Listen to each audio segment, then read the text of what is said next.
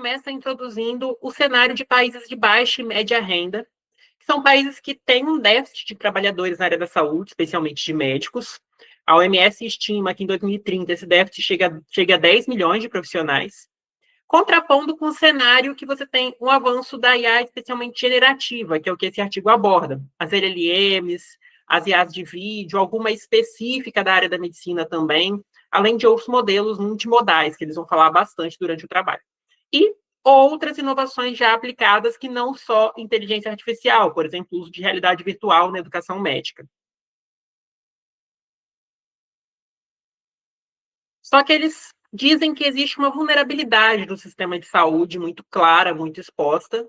Por exemplo, a questão da pandemia de Covid-19, que mostrou como estavam faltando profissionais, como estava faltando gente para atuar na área da saúde e resolver os problemas que existem. Demanda cada vez mais crescente, um foco em eficiência, produtividade, mas esse foco, ele, na prática, acaba focando em números, em atender mais pessoas e não necessariamente um atendimento centrado no paciente que melhore a qualidade do atendimento propriamente dito. Muitas vezes, as gestões, o atendimento em saúde, ele busca muito fazer número, mas não consegue melhorar essa qualidade, não consegue melhorar esse atendimento. Então, o artigo começa demonstrando esse problema que existe hoje. E eles colocam que a IA generativa, é o que eles focam nessa apresentação, no artigo deles, tem potencial de enfrentar alguns desses desafios sistêmicos, particularmente nos países de baixa e média renda, eles abreviam como LMICs. A educação médica moderna precisa evoluir para atender esses requisitos urgentes, ou seja, eles vão falar que a educação médica, ela precisa dar um jeito de não só mais fazer número, não só atender mais pessoas cada vez mais, mas de alguma forma conseguir atender com qualidade, conseguir atender de forma focada no paciente. E eles defendem que a inteligência artificial pode colaborar com isso. Então, o objetivo do estudo foi estudar o papel em evolução da inteligência artificial na educação médica, seu potencial para aprimorar o treinamento clínico de alta fidelidade e a sua contribuição para o treinamento em pesquisa usando exemplos do mundo real. Então, a educação médica em vários aspectos. Desde ali como treinar o profissional, até mesmo orientar ele para realizar pesquisa científica, para desenvolver realmente a ideia, o que tem de teoria dentro da medicina também. Aqui as strings de busca que eles usaram, foi uma pesquisa exclusivamente na PubMed realizada, e foram artigos aí de 2012 até 2025 com essa string que está aqui. Eles utilizaram ela para poder pesquisar, fizeram depois a triagem dos artigos, mas eles não detalham muito critérios de inclusão e exclusão. Eles falam que utilizaram essa string, falam que foram buscar artigos que realmente respondiam ao objetivo deles, como que a inteligência artificial está influenciando a educação médica. Eles não detalharam exatamente, tinha que ter tal critério de exclusão, tal critério de inclusão. De resultados, então, que é o que eu vou gastar mais tempo falando aqui, porque realmente é uma revisão sistemática que detalha bem, assim, nesse sentido. Eles falam, papel evoluído da IA na educação médica, então, a IA pura ali, ela consegue ter uma utilidade, a IA generativa pura, usar um chat GPT, alguma coisa assim, para poder sintetizar, às vezes a avaliação tem um texto ali, um relatório, um prontuário médico, quer sintetizar aquilo ali, quer resumir aquilo ali. Muitas vezes era utilizada a inteligência artificial da educação médica nesse sentido. Conteúdo educacional também, para criar conteúdo educacional, para criar caso clínico, para desenvolver tema de estudo. E estudo para prova, por exemplo, estudo para prática clínica, revisar algum conteúdo. A gente sabe que tem algumas falhas nisso, mas é um dos usos que eles apresentam aí. Além da personalização de experiências de aprendizado, que aí seria adaptar a generativa a um contexto específico, à realidade da medicina. Por exemplo, o chatbot sensível ao contexto, esse artigo que eles citaram para falar de chatbots sensíveis a contexto, era uma LLM de 2023, adaptada para estudo de anatomia, por exemplo. Então, seria aí o que hoje a gente conhece como RAGs, ou até mesmo MCP, adaptado nesse contexto realmente de conseguir se adaptar a LLM ao contexto da medicina, ao contexto dos estudantes. Pacientes virtuais também, muitas vezes, são utilizados para o estudante interagir ali com a LLM e conseguir simular um cenário. E assistência médica imediata também, esse falam que é um tema bem sensível, mas seria basicamente o profissional estar com uma dúvida ali, tira essa dúvida rapidinho com a LLM, a gente sabe que tem um contexto ético muito conflitante nisso, mas é um outro cenário também que existe esse uso. Eles também falam muito dos modelos multimodais, que nada mais seria do que você associar ali a interação pelo texto, com a LLM, ao mesmo tempo com uma imagem, em que eles dão um exemplo, que você tem o modelo de base ali só com texto, e aí você associa o caso clínico, gera uma imagem, por exemplo, aqui de um pólipo, de uma colonoscopia, e com isso consegue criar essas interações do estudante de medicina com o LLM, com o modelo de linguagem, para poder treinar ele mesmo, criar essa educação médica a partir dos modelos de linguagem. Outra coisa também que eles falaram é a possibilidade de evolução para uma inteligência artificial geral, principalmente, seja uma inteligência, enfim, uma inteligência artificial geral, no contexto de que poderia ter ali um treinamento da LLM para conseguir responder aí todas as perguntas na área da medicina, todo um contexto em geral, e falam da associação disso com a realidade virtual e possíveis metaversos, ou seja, o aluno está ali usando um óculos de realidade virtual, ou num contexto de realidade virtual, interagindo com uma inteligência artificial que tenha geração de vídeo, tenha geração de voz, tenha geração de texto, e atendendo um paciente simulando um cenário real, ou simulando uma cirurgia com realidade virtual e inteligência artificial. E o contexto mesmo do metaverso, ou seja, você coloca ele numa realidade virtual, em um metaverso, para ele ter esse contato ali numa realidade meio criada, para ele conseguir aprender o que ele teria que viver e fazer na vida real.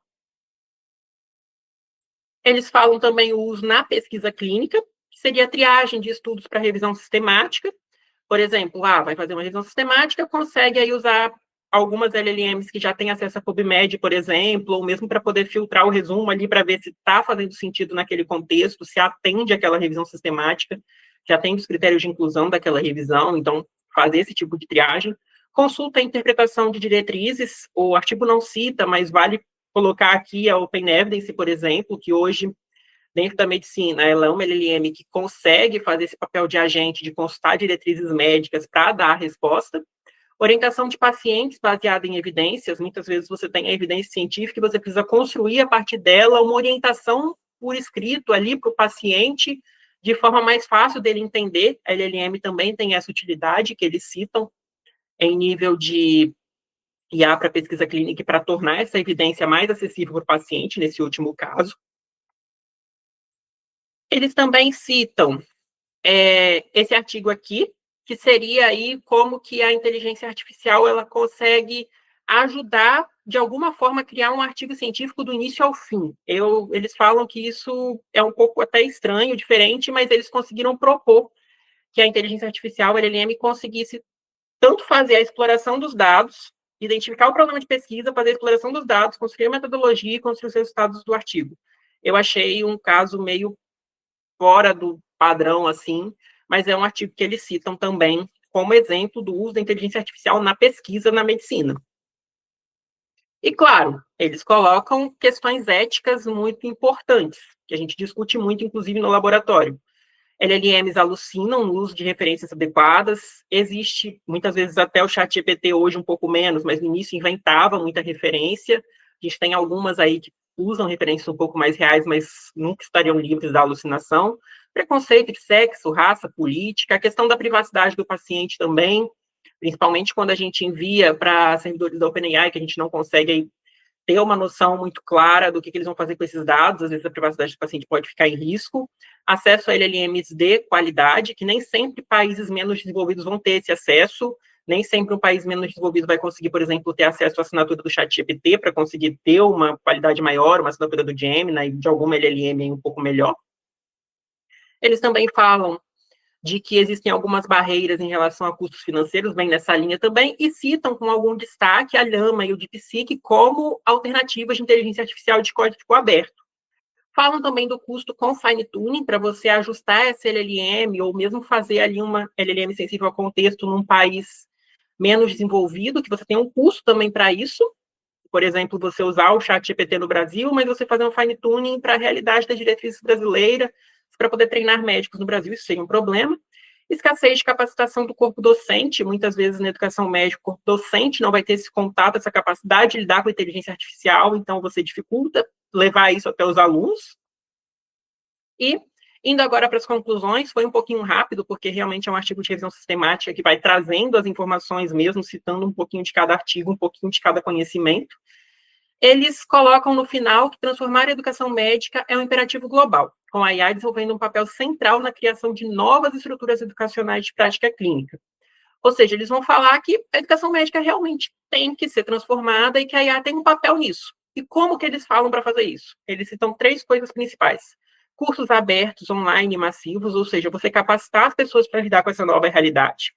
Coletar dados de treinamento em países subdesenvolvidos, é o que a gente vê, a gente precisa de mais dados, os países ricos têm muito dado ali disponível para poder fazer, não só os modelos de LLM, mas os modelos de machine learning que a gente trabalha no laboratório, aliar interesses de compromissos de todos os envolvidos, então, você tem muitas pessoas envolvidas, muitas empresas envolvidas, muitos cenários envolvidos nessa questão, desde as escolas de educação médica, os médicos, os pacientes, as empresas de tecnologia, os governos.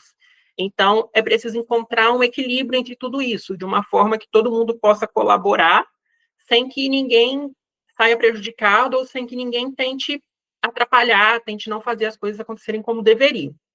Então, eles vão falar que a gente precisa de um financiamento sustentável e híbrido, empresas de tecnologia e governos aliados, bem naquela linha que eu falei no slide anterior, questões éticas e bioéticas, especialmente privacidade de dados, treinamento dos professores e dos profissionais da área.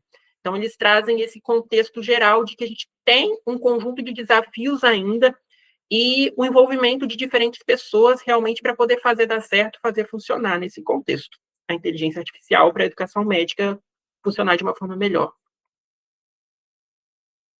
É isso, pessoal.